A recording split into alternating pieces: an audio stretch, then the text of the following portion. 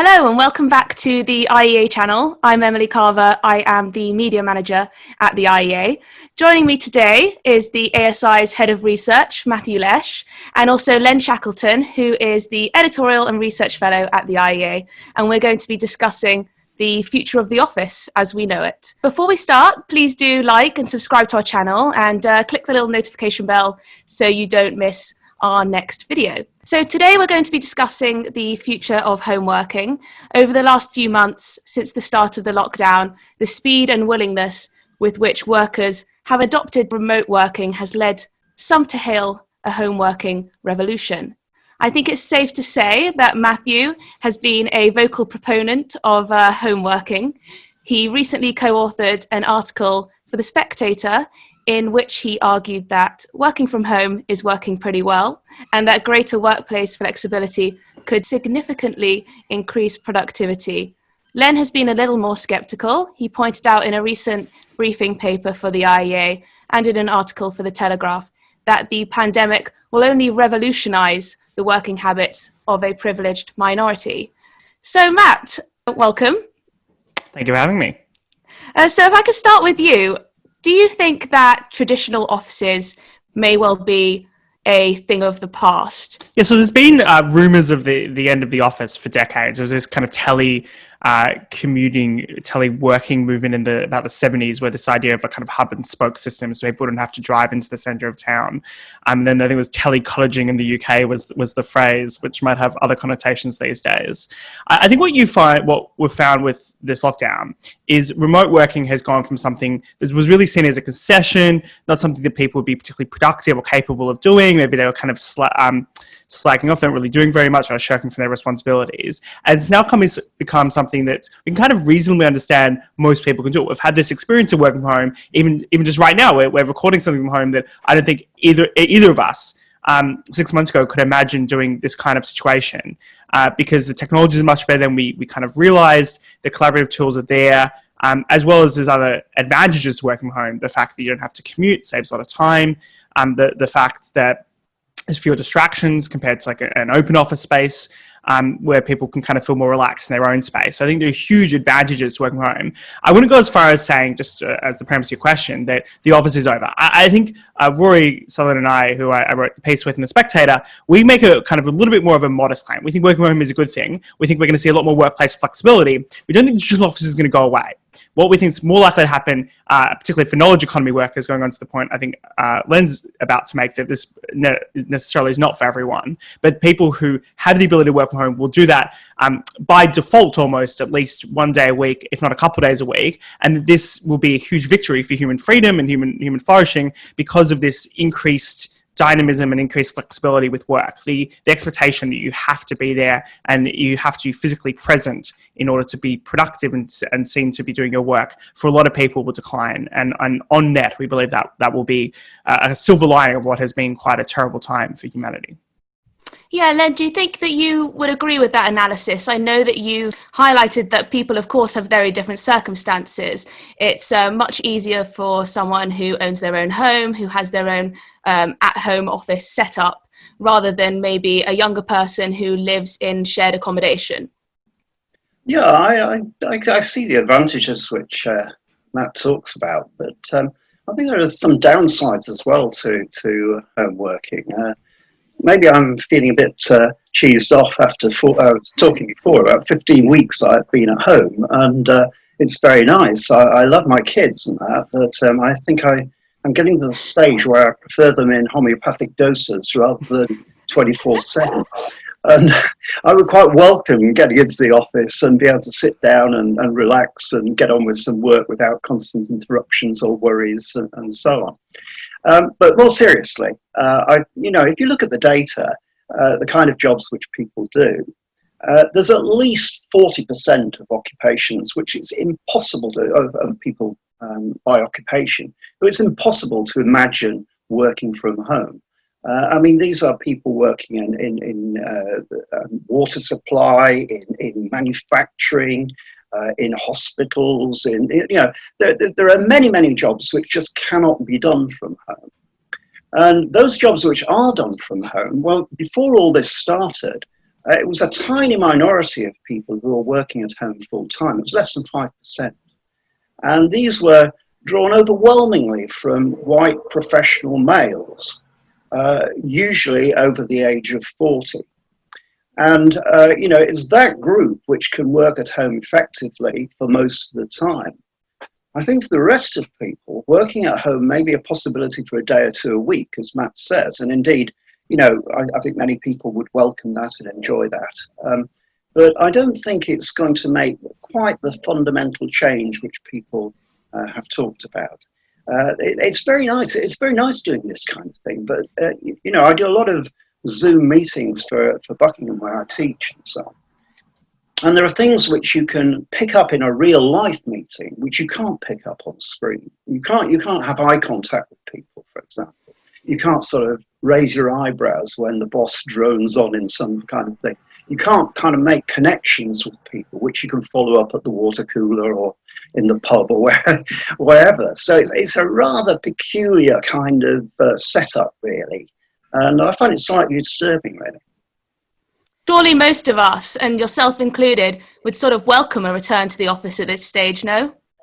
Well, I'm happy to welcome return to socialising, and of course, bars and pubs and restaurants have just opened up in the UK, which I think is a very welcome sign. I think for a lot of people, it will be struggling, and I don't think we've fully worked out what the consequence of this will be. I think some of them will be quite positive, particularly for something new mothers complain about quite a lot is the fact that they can, under statutory requirements, they can request flexibility, but they can't necessarily get it. There's a lot of criteria in which workplaces can reject that. And if you want someone wants to raise children and they also want the opportunity to continue working, having increased flexibility is absolutely essential. And the fact that we've now got these technologies that we know how to use, even if I completely agree that they're imperfect, there's a great benefit there. I think we're going to see as another effect potentially less business travel over long distances, because although you're right, that in-person interaction is more valuable than doing it via Zoom. We know the Zoom is probably good enough, and it's not always worth spending hundreds or thousands of pounds to send someone for a meeting or two across the world. So I think we're going to use these technologies in different ways. I think that we're potentially, though, on the downside, that we could see some tensions in future, tensions between those who are in the office, who are there all the time, the kind of go-getters who are building those social connections that are essential to get the kind of knowledge and understanding in order to build their place in the workplace, and then those who are at home and those who are opting to do so. And you could end up with, I say, discrimination cases in future where I feel like I haven't been hired because I took the option to work from home that you gave me, but then I wasn't able to get along in my career as a result. I think you're going to see tension with a lot of young people. In particular, I speak to some of my younger friends who earn different kinds of jobs to me. They have a lot of dependence on learning from people who are older than them, and they want to be in that environment where they can get that information flow. So if it's really, there's a lot of young people who might actually struggle in this situation, particularly if they've got a smaller accommodation, they can't viably do that. We could see, at least on the margins, potentially some moving around of where people physically live. If it's an issue that people are annoyed about paying a lot of money to rent somewhere in central London or central Manchester, they might move further out to get more space, to have that kind of office space. That could, on the margins, change slightly the kind of dynamics of the pool of cities, which might be for good, might be for ill. So I think there's a lot of implications of this that I can think of now, and probably implications we haven't even thought of yet, of this changing dynamic. I see people working from home a few days a week as something that is broadly a big change from working in the office 7 days a week. It just changes the expectation of everyone being there all the time, which might be hard for some workplaces. But at the same time, I think is good for individuals at a base level of being able to have that choice and that flexibility. There was one survey from Buffer who found 98% of people would like the option to work remotely for the rest of their careers. A Deloitte survey found 70% of employees were enjoying the experience of working from home. The main concerns people have tend to be unplugging from work and that kind of work-life balance, and then that collaboration, that loneliness that comes from home. So I don't think people are going to do necessarily as many people can do long stints, months and months of working from home by choice. People will still go in the office a bit, but it'll just be less expectation to go into the office. Yeah, so obviously I can only speak for my own workplace, but it seems to me that a lot of people have been surprised by the rise in their own productivity, but how sustainable that is with working at home and work-life balance, I'm not sure. But there are a couple of points I wanted to pick up on there. You mentioned how this might impact the housing market or where people choose to live. This is to both of you, really. Do you think that we might see that people may sort of choose not to live in central London, that this might ease demand for housing. People are seeing that they can work quite nicely from outside with lower rent and not travelling in as much. Do you think there'll be a big impact there, or possibly could be? Potentially, but as an economist, I always sort of look at the knock-on effects of this. And one of the reasons why people are prepared to put up with, crowded accommodation in London is that they're paid more. And employers know they've got to pay more, in a sense. In many public sector jobs, there is a London allowance. And informally, many private sector employers do this. And if people are actually living out in the country or somewhere on a large scale, employers may think twice about whether they need to pay quite as much. You're essentially competing, remember, once you're outside the office, you're essentially competing not just with people, in your immediate neighborhood, but you're competing with people in India or people in Australia or wherever it may be. So that's the kind of possible downside of that, I think, that it may mean that house prices come down, but maybe also earnings will come down for people who don't live in the centre of town. It'll depend to some extent to which people's salaries are dependent on their productivity level or where they happen to live. I mean, personally, I'm a big believer in cities as a breeding ground for humanity's great creativities, and we know that the greater number of people in a small space is basically a boon for a lot of different things. People are more productive when there's more people in the space. There's less electricity use, for example. It's more environmentally friendly.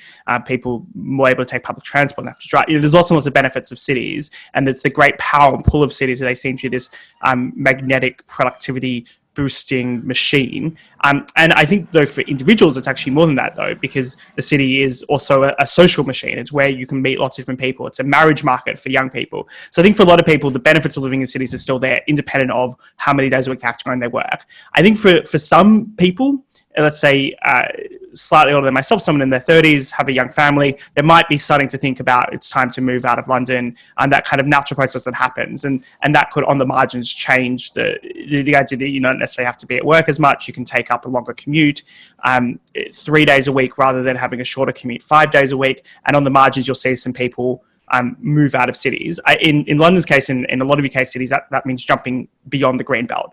I mean, after previous pandemics, there's been a big push to improve housing conditions because squalor is a breeding ground for disease and viruses, and traditionally that's happened by creating suburbs around cities in which people could have more space. But because of very restrictive planning laws, hopefully the government does something about this, but because of very restrictive planning laws, you're pushing people out of London inevitably into the commuter belt and commuter towns, because there's nowhere else to go if people want more space. That's the trade-off they have to make. Yeah, I mean, going back to the logistics of it and how it works in practice, I think it was Matt, you mentioned that things like group cohesion and collegiality and ideas could maybe be stunted by continuously working from home, and you might lose that dynamic. Do you think in terms of new hires, we may have issues in terms of how it will impact the opportunity to gel with colleagues? How do you see that playing out? Yeah, so we had a new start, John, in our office to start at the start of pandemic. And I mean, honestly, I think John's doing a fantastic job. I can't speak for whether or not he's felt like he's kind of left out and doesn't necessarily have the social links. So that's probably a matter for him as an individual. I think there is a potential argument that we're depending on the kind of fuels of the social interactions and social bonds that we already have, and eventually that fuel will run out. I think a lot of workplaces have tried to, it's probably, I don't know about your experience, but I think it's died down a little bit, tried to have Zoom drinks and have digital social interactions. That kind of was a bit kind of nice to begin with, but wasn't quite the same. And just socializing in person is a completely different experience. So I think workplaces might, one idea that we were thinking about, Rory and I were thinking about, is how they could potentially change the workplace as well, because if there's a decrease in commercial real estate costs, there's fewer people in the office every day, you don't need to squeeze as many people into these open office spaces that we were told are great for creativity, but in fact there's some research suggests that people actually interact less in open office spaces because they're very conscious about people overhearing them, so they're not necessarily what they're made out to be. If you can potentially remake the office and have it different spaces. You have workspaces where it was kind of like a library. It's silent, it's quiet, you can be productive. And then you have meeting spaces and then social spaces for that kind of creative interactions where you can build those social links with people and swap ideas. And I think there's some like classic research about how taller buildings are more productive, and it's basically they think that's because people interact with more people if you're in a taller building, just because you run into people in the lift. So just there's that power of interaction, that power of the in-person that I don't think we can fully replace working from home. Although I want to have that flexibility, I want to have that right to work from home. I will accept that there is something about human interactions that you can't necessarily replace. Yeah, I do think that people will be demanding it more in the future, and it will be a sort of prerequisite for a lot of people when they're joining a job to be able to have that flexibility. But as you say, whether it brings about a sort of two-tier system between different people, that's quite interesting. Obviously, during this period, we haven't had people checking our situations at home. Our employers haven't been responsible for what our work situation is, whether we've got the right chair, whether we've got the right desk, whether we're comfortable enough, that sort of thing that we get used to in the office. I know from my time as an employer, when people were working at home, we had to do proper checks on, have they got the right seating, the right equipment, all that sort of stuff. So there are certain obligations on employers, which I think in the long run we'll have to follow up. There was a Swiss court case in May that ordered a company to pay part of the rent of a former employee who was working from home, despite no prior agreement. So we could be seeing some kind of waivers or expectations that employers fund workspaces or fund people's working from home, and to ensure it's safe and following all the best requirements of a workplace. The other sort of hidden things about this is if you are going to be working much more consistently at home, I think in the longer term, certainly in kind of routine clerical jobs, you'll have employers will want to check up on you in ways which are intrusive. Yeah, they'll be monitoring the way in which you work, whether you're on sort of gaming websites or, are you concentrating on the work in hand and so forth. And I think that's something which I think people, at the moment, employers are obviously making do and so on, but I can see that a year or two down the road, if you've got routine homework, then people are going to be monitored very closely, I think, and I wouldn't like that. Yeah, I was doing some research for the article that didn't quite make it into some of the software that you can now use to track people when they're at home. You can basically track people's level of productivity on their own computer and where they're clicking their mouse, and you can be extremely controlling of what they do, and also a level of oversight of what they do. And this is some of what people talk about in physical workspaces as well, with, let's say, Amazon warehouses, where people are tracked about how many packages and how quickly they can grab items off the shelves and put it in and get it ready to go. You could say that there's a direct productivity benefit there, but I think it's, in terms of people's privacy, it's quite questionable. And in the longer run, people's motivations, because I think it really shows a lack of trust in your employees if you're constantly monitoring everything they're doing, and it could end up backfiring in some way by not encouraging people's kind of own creativity in their own time, in their own way. And as we've seen through this period, we've seen that some people have chosen to take time out during the day for various activities, be it for their children, childcare, or, to exercise during the day, and then work later into the evening. So there is definitely that element of trust, and I wouldn't like to see that level of surveillance, although that I know it's already going on in big corporates and banks and so on. Yeah, there's some research suggests that people are logging in earlier but logging out later, and more likely than not, and this has been my experience, is I work still a little bit in the morning, and then sometimes I go for a run over lunchtime, and then I'll get back to work and end up working into the evening. I suspect a lot of that kind of longer working days partly because people had nothing else to do during the peak of the lockdown, because everything else was closed. They were just kind of stuck at home. It was do some work to keep yourself busy and keep yourself sane during that period. Whether or not that becomes an ongoing effect, I don't think we will know for certain. That might be part of the productivity boost that people seem to be having, is the fact that it's not really productivity boost, you're just working longer hours. Yeah. Yeah, well, we do know from sort of past industrial sociology and so on that people, some of these productivity gains in the short run are not maintained in the longer term. when people start doing something, it's novel, it's exciting, people are paying attention to them, perhaps their employer is keeping in touch with them on a day-to-day basis, that kind of thing, and they work better, they work harder. But in the longer term, these things sort of tail off, and you're back to pre-existing levels of productivity. I wonder if I could go back, though, to we were touching earlier on about the sort of social networking aspect of this, and it does concern me quite a lot, because I've been very impressed with what the IEA has been doing, which I know very well, but also what my university has been doing. But a lot of this is based on, a good pre-existing relationships between us all. We know everybody, we get on well with them, and we're able to maintain, a reasonable level of activity. But when you get, many offices have a turnover of possibly a quarter to a third in a year, right? People are leaving, other people are coming in. And I find it difficult to see quite how these people can be integrated in quite the same way as they can be when they know people personally and they've had a laugh with them, and they know their personality a bit more rather than just a sort of person on the screen. I mean, I suspect workplaces in some ways will try to work around this by having expectations that, let's say, people are there for Friday afternoon drinks even before necessarily the end of the workday, to try to build some of those social in-person connections when we are able to meet again physically. So I think you're right that if workplaces are going to create this flexibility, they're also going to have to put effort into trying to make sure that you do have the in-person social interactions as well over time. It's going to be one of those. But if I could just touch on that business about drinks, for example, there's a lot of socializing goes on over drinks. But, you have to recognize that we have a very diverse workforce, and many people don't like, maybe for religious reasons or whatever, they don't socialize in quite that way.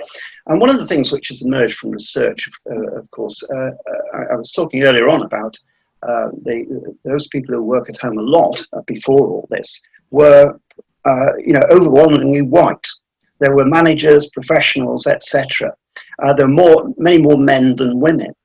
And I'm just wondering about the kind of diversity of the working population and quite how this will play out if we move over to a much larger scale kind of home working arrangement. I mean, for example, some ethnic minorities we know live in multi-generational households, often very crowded, difficult to find a corner in which you could work without being interrupted by people and so forth. And I wonder whether this might work as a disadvantage, a further disadvantage, perhaps, against some groups in the population. I wonder what your feeling was about that. I mean, it's all very well for you and I, Matt, to go down to the Mog on a Friday afternoon and have a few drinks and socialise and so on, but that's not going to work for many people in our society. Yeah, I mean, I suspect to some extent this is already an ongoing issue, which is to say, if you're from a background, or if you're just personally don't really like going to the pub very much, you might end up not being as successful in your workplaces, not being as successful as a networker and whatever else. I think you can probably solve that to some extent by just trying to find other ways to create social interactions. I mean, there's some 100% remote workplaces where people literally have built teams from people from all over the world, and they think that works well for them, and they've been doing remote working for years and years and years, and now they're kind of laughing at all of us saying, oh, we told you could do it. But what they tend to do is they will have a week retreat, so they have a very intense social week. Not necessarily all involving drinking, of course, but you have a week where everyone can really get to know each other, live together for that time, and therefore they build up some kind of social capital with each other that, when they're speaking to Steve who lives in New Zealand, or John who lives in Mexico, or whatever else, they already have that week of intense social interaction where they've already gotten to know them. So I think you're right that this is a potential danger, and I think workplaces are going to have to think about, if they are going to allow this kind of flexible working, how they can encourage organic social interactions and all the benefits that potentially brings to their business, and all the links that need to be built up over time. Yeah, and of course, people are just individuals. So some people view work as one of the biggest things in their lives, and for others, it's just a 9 to 5. So people have very different experiences. Right. Well, thanks to you both. Thank you, Len, and thank you, Matthew. If you enjoyed this, please do like, comment, and subscribe to our channel, and check out all our other videos. We're releasing a new one every day of the week. Thank you.